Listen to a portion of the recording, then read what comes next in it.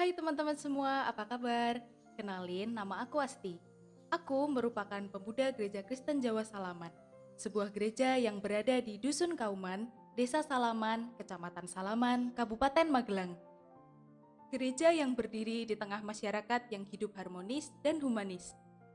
Kali ini, aku ingin berbagi cerita, bukan tentang gerejaku, tetapi tentang alam titipan yang maha kuasa dan masyarakatnya yang hidup berdampingan dan berinteraksi dengan alam tempat tinggalnya. Selamat mendengar dan melihat cerita kami.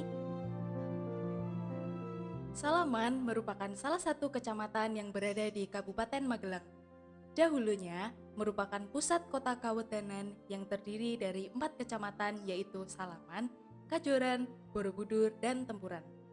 Konon, nama Salaman berasal dari kata bersalam-salaman atau berjabat tangan. Hal ini tak lepas dari letak wilayah Salaman yang strategis, yaitu berada di tengah-tengah jalur penghubung Purworejo Magelang dan Purworejo Borobudur. Di wilayah Salaman inilah tempat bertemunya orang-orang dari berbagai penjuru. Bundaran Salaman adalah monumen ikonik yang menjadi saksi bisu perjalanan peradaban di Salaman. Menjadi salah satu tempat bersejarah di Salaman sejak era penjajahan, pergerakan kemerdekaan, Orde Lama, Orde Baru sampai dengan saat ini. Bak sebuah kamera, ia merekam setiap gerak-gerik manusia dan peristiwa di hadapannya. Tugu berwarna hitam yang saat ini kita lihat adalah hasil pemugaran dari bentuk bundaran Salaman dari masa ke masa. Letaknya berada di tengah-tengah persimpangan kedua jalan Purworejo Magelang dan Purworejo Borobudur. Selain letak geografis yang strategis, Kecamatan Salaman merupakan penghubung antar kota dan provinsi, yaitu dekat dengan pusat kota Magelang dengan jarak sekitar 17 km dan juga kota Purworejo dengan jarak kurang lebih 30 km. Selain itu, merupakan gerbang menuju Taman Wisata Candi Borobudur dari arah Purworejo. Wilayah Kecamatan Salaman dengan luas 68,87 km persegi berada di ketinggian antara 200 sampai dengan 1000 meter di atas permukaan laut yang menyimpan kekayaan sumber daya alam yang melimpah. Tanah yang subur menjadikan lahan pertanian masih sangat luas di sini. Komoditas bibit tanaman buah menjadi salah satu produk unggulan dari Salaman.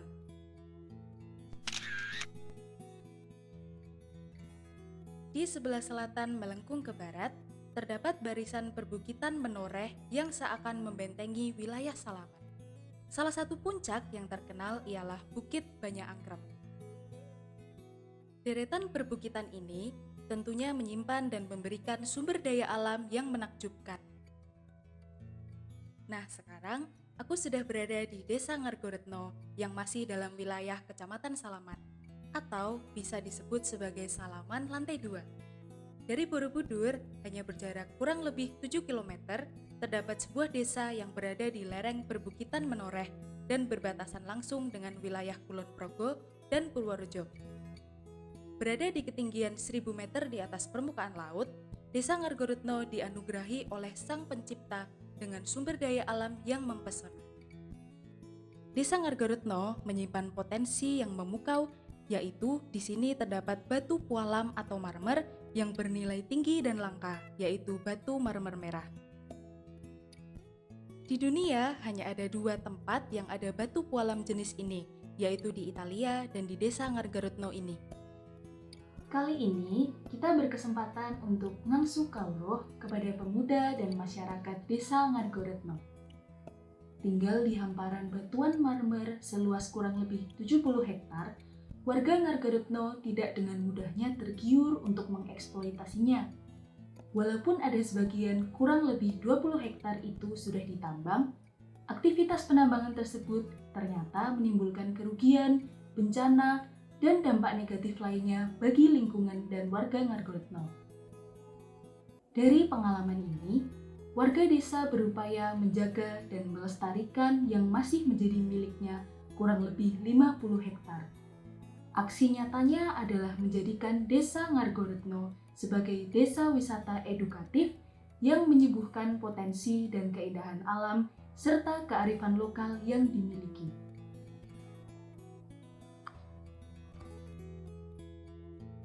Narasumber kita saat ini akrab dipanggil dengan Mas atau Kang Soim, seorang pribadi yang sangat ramah, rendah hati, dan tidak pelit ilmu.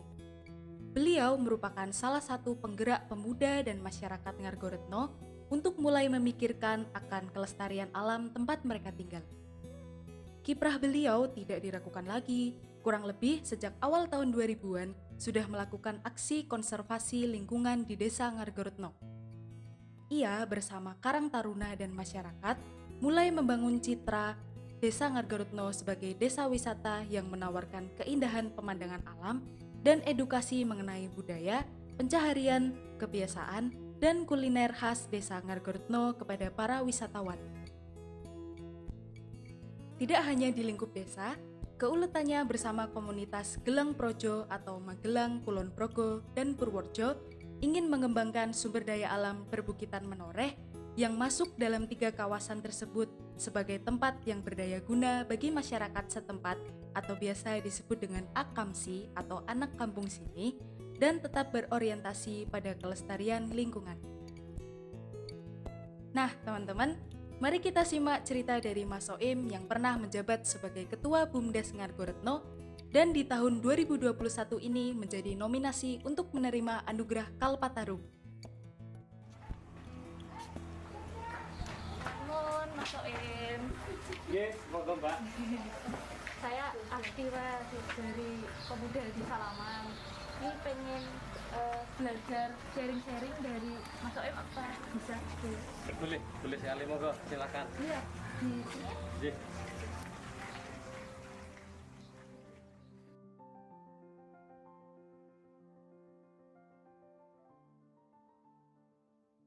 Spirit kita melestarikan kawasan Menoreh itu dari tahun 2000. Seiring dengan pikiran kita sadar atas tempat kita sendiri. Dari situ kita berpikir soal konservasi, kita berpikir soal kemanusiaan. Untuk ekowisatanya itu kita mulai dari 2015-2016. Di situ kita mulai community based tourismnya, kita mulai bagaimana masyarakat ini punya komunitas-komunitas di masyarakat ini punya produk dengan one community one product. Basis kita adalah komunitas kelompok sadar wisata, bukan desa, karena saya mempunyai 6 dusun yang ada di Desa Ngargoretno.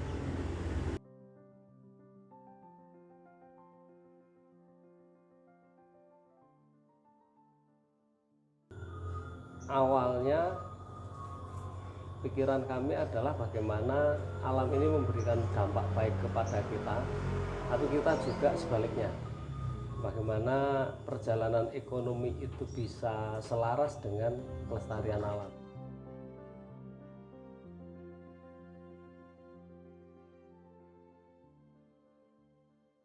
Kami mencoba memframing desa ini sebenarnya hanya sebatas menarasikan saja apa yang sudah mereka lakukan. Para warga masyarakat yang memang sudah lama tinggal di kawasan lereng Menoreh ini, secara ekonomi, secara budaya, mereka sudah melakukan sesuatu. Buktinya adalah mereka berabad-abad tinggal dan masih hidup di sini. Artinya ada sebuah sistem kehidupan masyarakat, sistem ekonomi yang berjalan di desa kami, sehingga kami mencoba memberikan sebuah sentuhan narasi saja dengan eduwisata misalnya, sehingga sebenarnya bukan barang baru. Apa yang kita lakukan itu sama persis dengan apa yang sudah dilakukan masyarakat, misalnya peternakan, kopi juga hasil lokal, ini jamu-jamuan. Hanya kita memberikan sebuah sentuhan inovasi saja.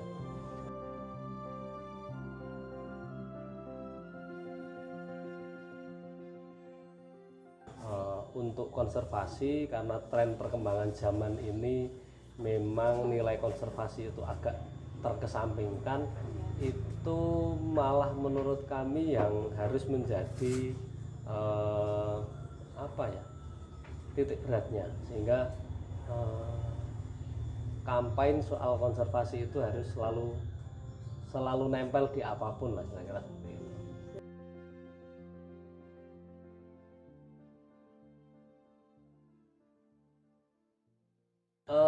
Dua-duanya nggak bisa pisah. Realitas antara ekonomi dan konservasi itu harus jalan.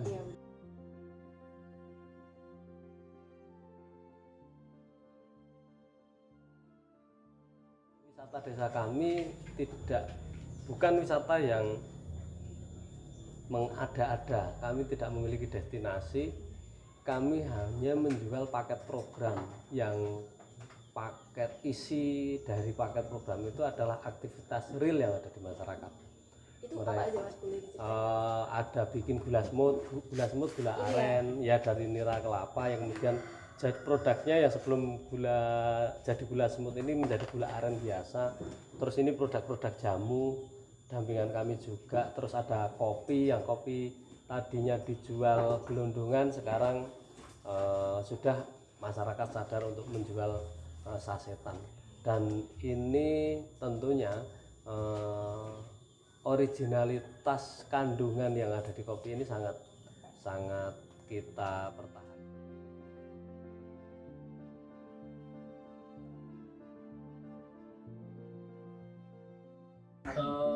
Paket wisata kita di wisata Desa Ngargoretno ini ada prasusu kambing. Ini yang Bagaimana masyarakat bisa menikmati susu kambing asli dari sumbernya, sekaligus belajar manfaat dari susu serta pengolahan susu. Terus ada di edukasi gula semut ini orang biasa belajar soal perkebunan aren, dari mulai mengambil niranya, bikin gula dan lain sebagainya. Terus ada paket soba alas, kita lebih membuat paket agar anak-anak itu bisa belajar membuat bibit, terus kemudian mereka tahu campuran dari manfaat dari kandungan pupuk sekaligus fase-fase tanaman dan lain sebagainya. Terus ada edukasi pertanian dengan membajak bagaimana anak sekarang sih mungkin taunya nasi itu sudah di rice cooker, sudah di magic cup, sudah jadi. Bagaimana kita review kembali, kita mencoba mengkulik dari mulai persiapan membajak, mencangkul, kemudian sampai pada pemahaman soal padi agar selama ini jerih payah petani itu nggak kelihatan. Rata-rata sih pendidikan karakter ya seperti itu.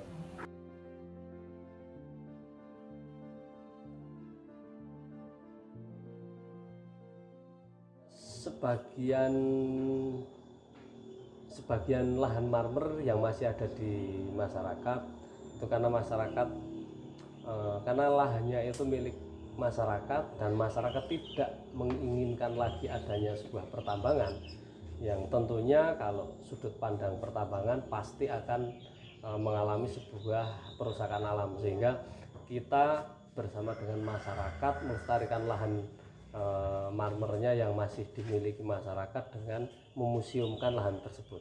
Jadi seluruh lahan di luar kawasan tambang yang ada yang memang sudah terlanjur diizinkan untuk menjadi wilayah tambang itu kita museumkan dengan bagaimana dengan kita memuseumkan alam tersebut kita bisa mengkonservasinya dan setidaknya dengan kondisi yang ada meskipun bebatuan itu bisa ada muncul nilai ekonomi dari misalnya untuk eduwisata kegeologian dan untuk atraksi-atraksi wisata yang lain.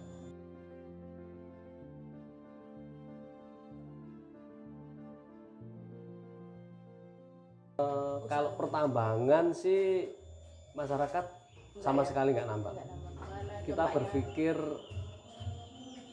kelestarian itu lebih utama daripada ekonomi.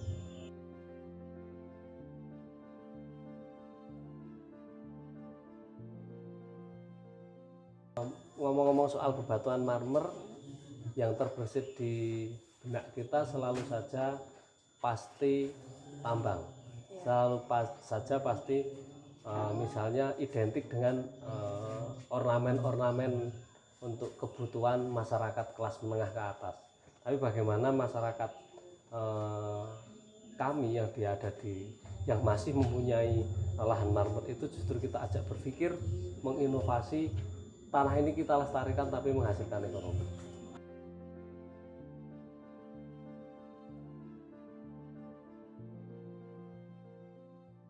Sebenarnya apa ya? Tantangannya adalah kapasitas SDM masyarakat. Tantangannya ya kita beradaptasi dengan misalnya konten-konten digital saat ini yang tadinya kita face to face sekarang harus dipaksa mau nggak mau harus virtual.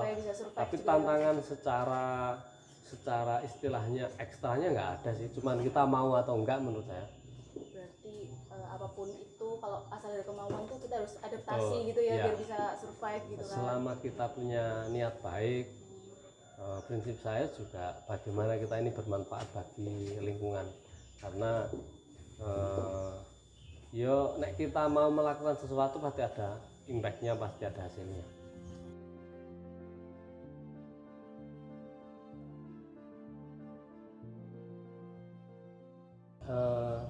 Oke. Misalnya adalah asa tak hanya di tangan orang yang berkuasa, tapi di tangan orang yang memiliki daya dan upaya.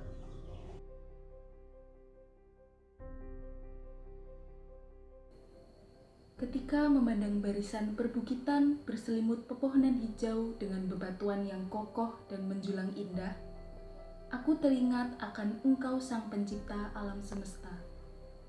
Engkau pernah bersabda, "Penuhilah bumi dan taklukkanlah itu. Berkuasalah atas ikan-ikan di laut dan burung-burung di udara, dan atas segala binatang yang merayap di bumi." Firman-Mu ini terkadang membuat kami sebagai manusia takabur. Sebagian dari kami gagal memahami maksud firman-Mu. Ada oknum yang merasa gagah, rakus, tamak, dan arogan terhadap makhluk dan ciptaan-Mu yang lain. Bagaikan monster yang menindas, merusak, dan menghancurkan alam ini.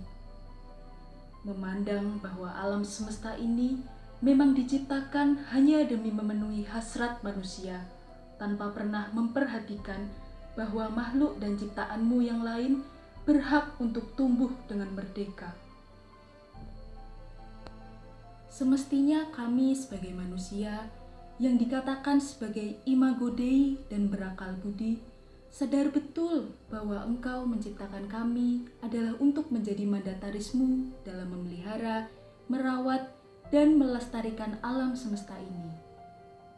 Kuasa yang Engkau berikan adalah tanggung jawab yang wajib kami jalankan dan bukan merupakan hak istimewa yang kami terima. Bila manusia diciptakan bertalenta dan memiliki kelebihan, maka sebaiknya itu digunakan untuk mengupayakan kebaikan bagi alam semesta.